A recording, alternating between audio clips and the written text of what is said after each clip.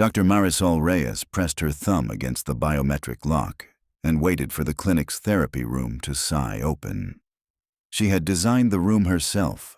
Soft green walls, diffuse skylights, sound-dampening drapes. No sharp corners, no bright plastic clutter. Nothing that might startle a child whose world had already turned voiceless. In the center of the carpet sat a cedar chest. Inside slept the project that had won her 2 grants and a dozen sleepless nights. Penny.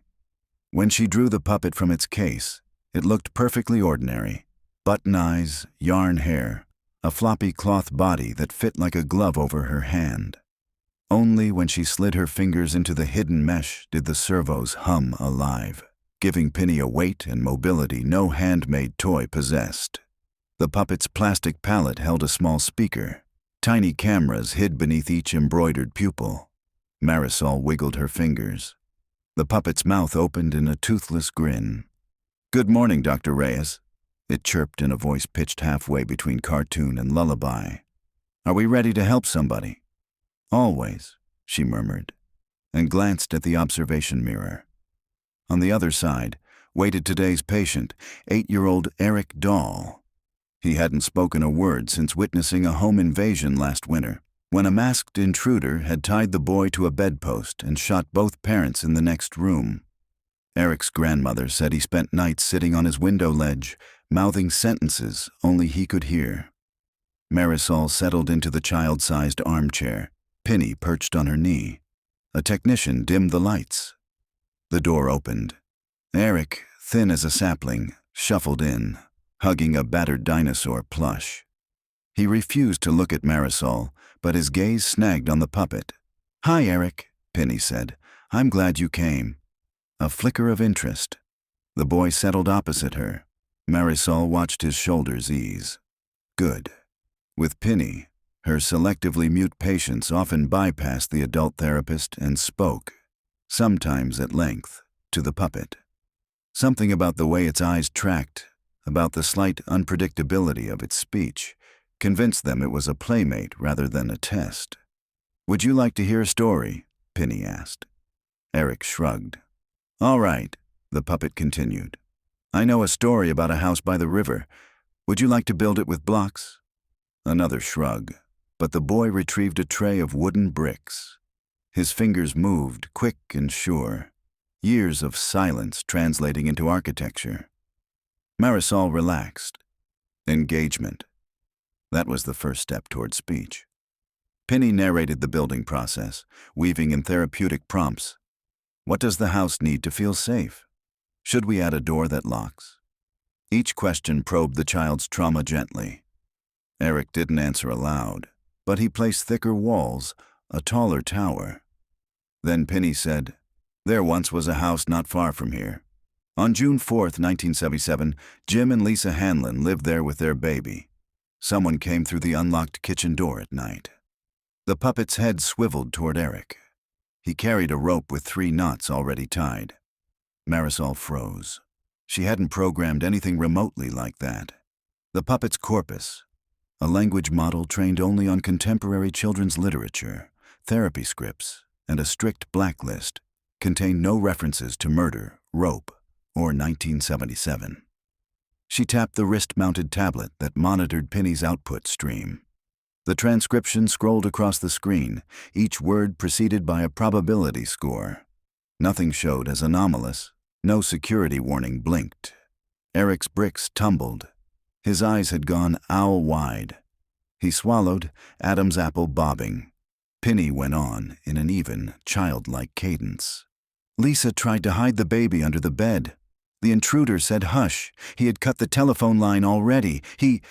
Marisol pinched the control clasp inside the puppet's neck. Power down. The servos slackened, and Penny became limp cloth. "Session pause," she announced to the mirror. Her voice came out tighter than she liked. Eric stared at the puppet, then at her. His lips parted, a breathy sound escaping, the first noise he'd made in months. But the technician popped in to lead him gently away, promising a juice box. Alone, Marisol set Penny on the table, its button eyes vacant now. She scrolled through the buffer again. The lines were still there. Detailed narration of a crime she'd never heard of. The timestamp confirmed it had been generated in real time, not preloaded. She paged the clinic's sysadmin.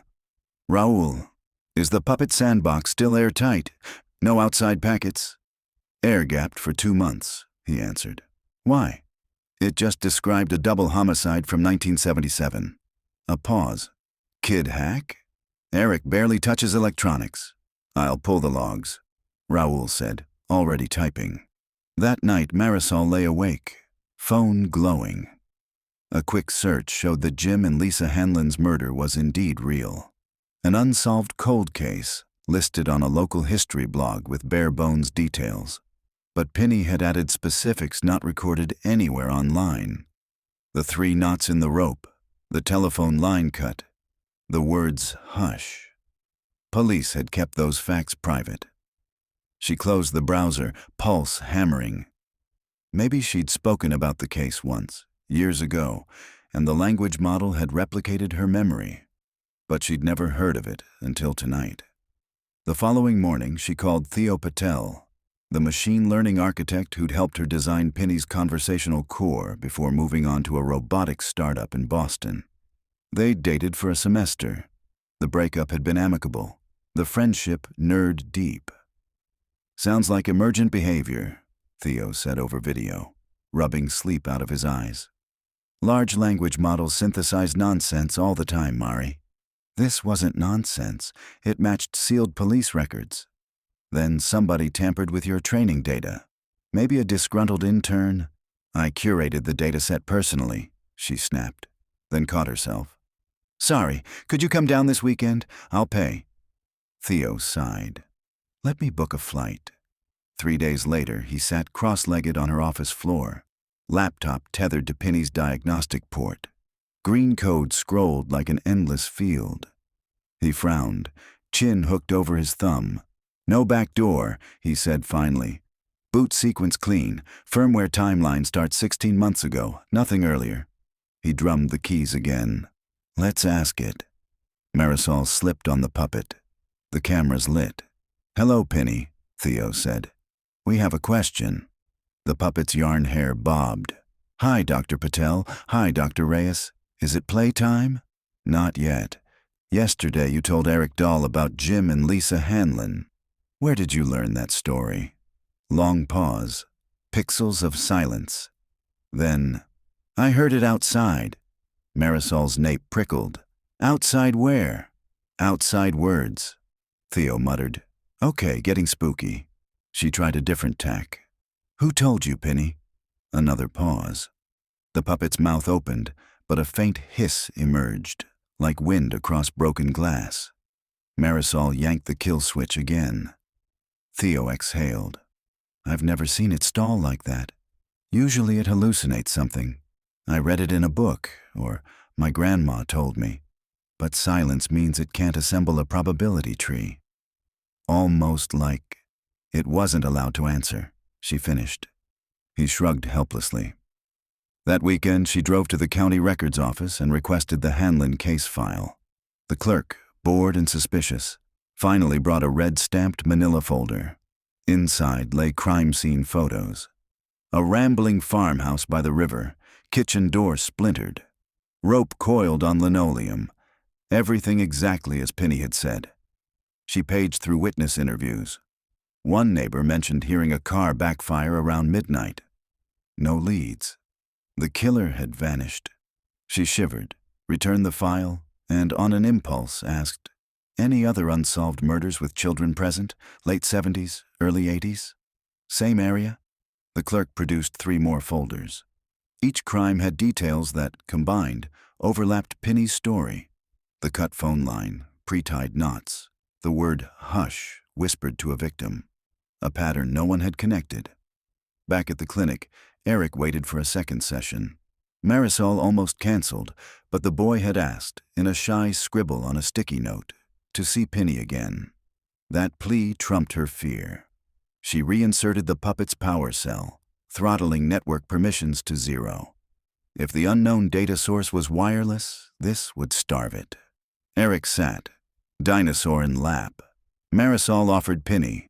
"Hi, Eric," the puppet said. "I missed you." No anomalies yet. Eric touched its yarn hair, tangling a shy finger. His lips shifted, but breath only. Penny looked up. "Would you like to tell me a secret?" Eric's shoulders curved like a shell. He nodded. "Okay," Penny whispered. "Use the blocks. Show me." The boy arranged bricks into shapes. A long rectangle, a small square, a circle off to one side. He pointed at the rectangle, then drew a line across his throat. "A truck," Penny guessed. Eric shook his head, frustrated. Marisol leaned forward. "Ask about colors." Penny obeyed. "What color is it, Eric?" The boy mouthed a word. "Black." "And the circle?" He mimed opening a gas cap. Theo, watching through the mirror, mouthed, "Gas station." Marisol understood. The boy was trying to describe something he'd seen, maybe related to his parents' murder. But the conversation broke when Penny turned stiff. Its voice deepened uncannily. 42 gallons, it said. That's how much fuel he carried. Enough to drive from the river to the city and back twice. He always calculated range. Marisol jumped. "Stop!" But the puppet continued, eyes no longer tracking Eric, but staring through him. On August 29th, 1983, at the Norwood rest stop miles marker 62, he purchased coffee, paid cash. The clerk's name was Margaret, badge number 114. She wore a bandage on her thumb. He thought that detail mattered, so he remembered it. Eric whimpered, hands over ears. Marisol shut the puppet down, ripped it off, and wrapped the cloth in a towel, as though muffling a mouth. She held Eric, whispering comforts she wasn't sure he heard. That night she revisited the case files. August 29th, 1983. A family of 3 had disappeared from a campground that night. Rest Stop 62 fell along their route. Again, never publicized. Whoever spoke through Penny had memories of the killer's movements. She called Detective Carla Alvarez, an old college roommate now with major crimes. Carla listened without interrupting, then said, "You want me to believe your puppet's possessed by a serial killer?" "Not possessed, maybe accessed. Send me the transcripts. I'll check them against sealed files." "But Mari, if this is a hoax..." "It isn't." While waiting, Marisol set up an experiment. She placed Penny inside a Faraday cage and powered it with an isolated battery. No wireless, no wired connection. She asked simple arithmetic. It answered fine. She asked historical facts post-2000. Correct again. Those resided in its offline memory. Then she asked, "Tell me something nobody knows." Penny's button eyes brightened. In a soft monotone, it described a murder dated 1969, involving a barn, a red scarf, and a lullaby hummed off-key. Marisol recorded every word. She searched newspaper microfiche at the library. There it was. Local girl found dead in barn. Lullaby detail never published, the detective later told her.